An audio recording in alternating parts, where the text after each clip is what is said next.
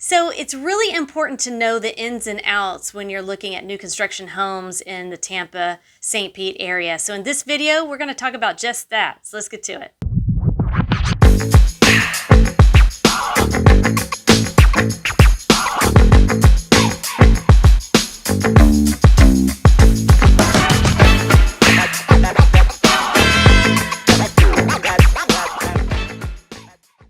Hey everybody, I'm Emily. I'm a licensed real estate agent here in the state of Florida, and I live in the Tampa St. Pete area.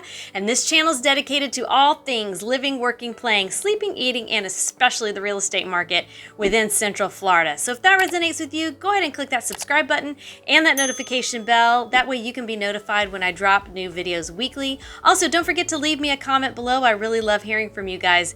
Ask me a question, comment, I'll get back to you as soon as I can. And also, don't forget, you can reach out to me with your real estate related questions. And if you're looking to relocate to the Tampa St. Pete area, I can be your advocate, but I can't help you if you don't reach out to me. All of my links are below. Go ahead and get some time on my calendar and let's talk about your real estate goals more personally. So today, I really wanted to kind of go over the new home construction process as far as my experience with being a real estate agent here and my clients. There's been a lot of ups and downs when it comes to new construction. And so I'd really like to try to help you either understand it better or know what to look out for if new construction is high on your list. The first thing you have to consider is how long does it take? Well, that depends on the builder and that depends on where they are in their phase process. And it also depends on what you're looking to do in your timeline. So you have to take all of that into consideration. If you've got some time and you're relocating and you haven't sold your home yet and you're like, okay, I have 12 to 18 months to watch something sort of be created that I really like, that I've partly designed, and it's going to be brand spanking new on the inside, new construction is definitely something you consider. It's not the cheaper route anymore though. So let's keep that in mind. We're going to talk about that in a minute. But let's talk about how long it takes for these homes to be constructed. Here's the thing. Because of COVID and the pandemic and all of the delays we all know about, with supplies being hard to get as well as the labor shortage, that eats at your time to close. I'm running into this with a couple of my clients. Right in the middle of the pandemic, I had a home almost completed and we didn't have much of a delay. I think we had maybe a 30-day delay. But the more homes that we go under contract with, the more delays I'm seeing. I am literally in a delay right now with one of my clients. This poor girl, she has a townhome that she's built. It's nothing huge. It's not a large builder, by the way. And it is just a townhome that is under $300,000. By the way, it has also been appraised for way more than that. So she's walking in with some equity, which is also a benefit. But we were supposed to close in June of 2021. And we are now in March of 2022 with potentially, fingers crossed, a closing date of April 1st. There has not been much movement in regards to the last finishes on the townhome. And so we're at a standstill. We have looked at all the options. The issue is most of the contracts give the builder 2 years to complete the project because they have to take into account supply demands, delays, all the labor shortages. They take that into consideration because those things they cannot control. So they give themselves this 2-year buffer in order to get all that done. The problem is we're getting close to our 2-year and my poor client has had to move several times and it's really frustrating. And she's not from here as well. So she doesn't have like a friend that she can go crash on their sofa for a while, but we're this close. So fingers crossed. I have another new construction client and they're actually building this gorgeous 4-bedroom home on an acre down in Waimama. And that is like way out there, very southeast of Tampa. And it's going to be beautiful, but we've already had our one significant delay. So, usually when they start laying the foundation and putting the walls up, we start to, hear about how long it's going to take. We were supposed to close May, June. Now they're saying more June, July. So in my mind, I'm thinking August.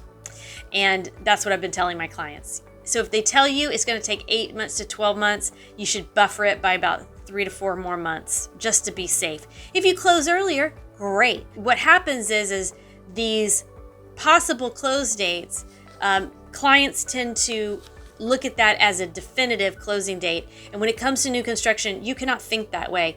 It's a very soft idea. It's a soft close date. It's it's a wishful thought, right? There's no other way to put it. They cannot guarantee you a definitive close date until they get way further down the line. I've forgotten one thing to talk about from the get-go.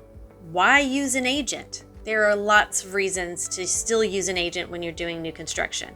But there's a couple of things. You have to go into new construction properties with either your agent's business card, phone number, email, name. They don't have to be present with you, but if you want them to help represent you, then you definitely need to tell them, hey, I am represented by an agent, and they put their information down when they register you with the new builder.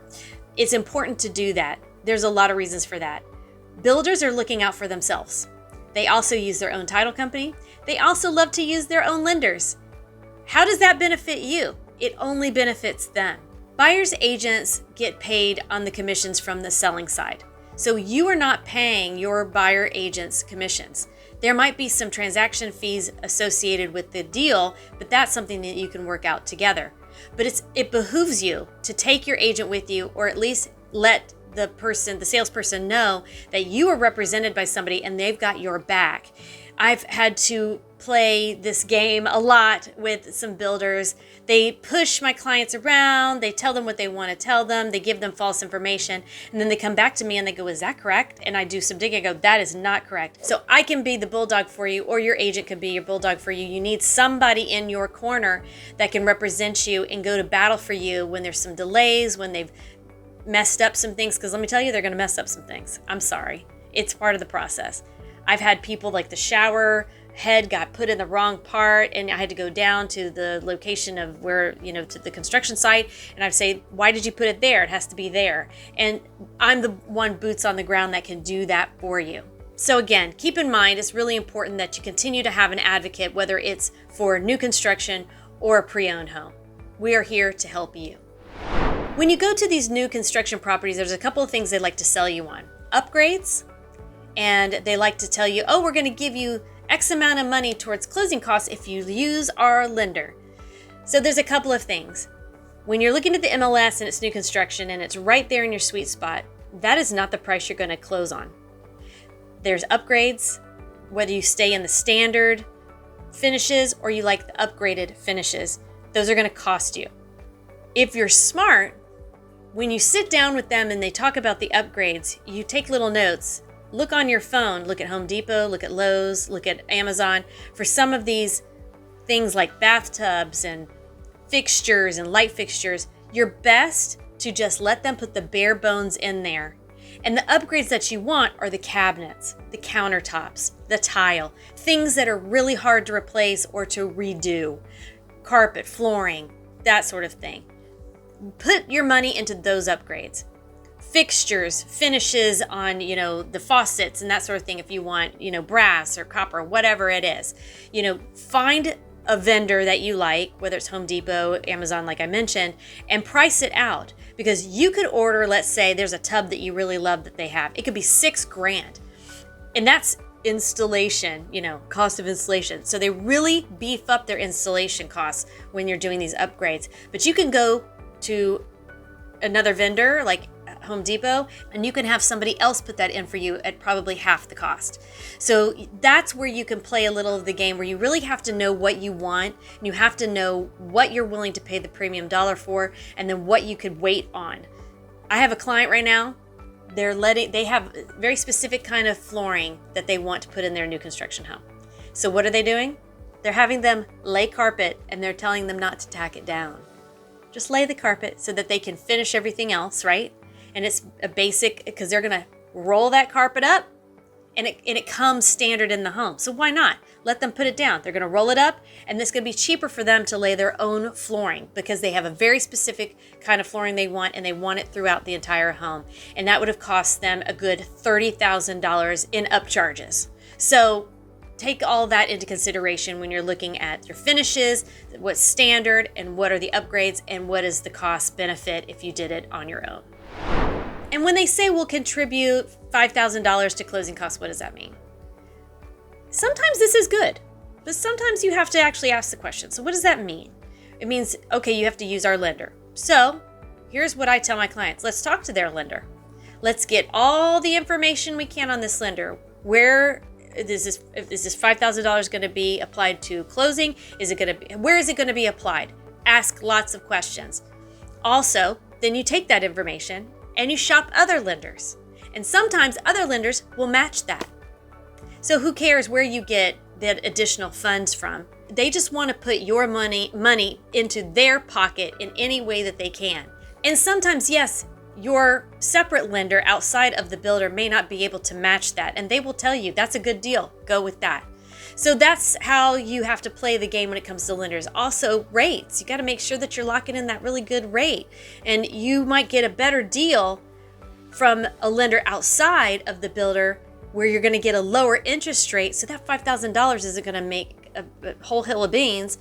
You know, you have to figure out which way you're going to save the most money. Take that in consideration too. So make sure you and your real estate professional talk to a licensed lender in the state that you're relocating to and compare. You need to be comparing. I have people that are in new construction and we never settle on a lender until about 60 days out from closing because things are changing all the time and you've got 12 to 18 months to work this out. So you have to get pre-approved with a lender. Go ahead and get pre-approved with their lender. Do that. You don't have to lock in that lender until about 60 days before closing. So keep that in mind, okay?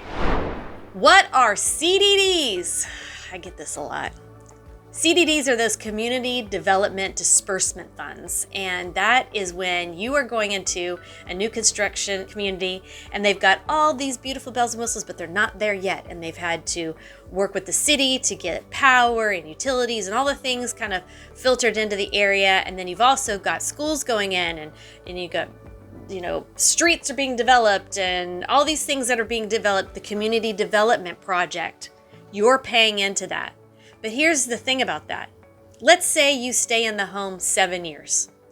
You are only going to have to pay 7 years of that CDD, where it lasts about 15 years, I think. So if you're going to be in that house forever, it eventually will stop. But you're only going to have to pay it for 7 years if you want to stay in this house for 7 years and then turn it around. So it's really, and it's minimal. It's really not a ton. People get a little hung up on that. The HOAs can be a little hefty sometimes, but it can literally be like $100 a year for the CDDs. They make it affordable.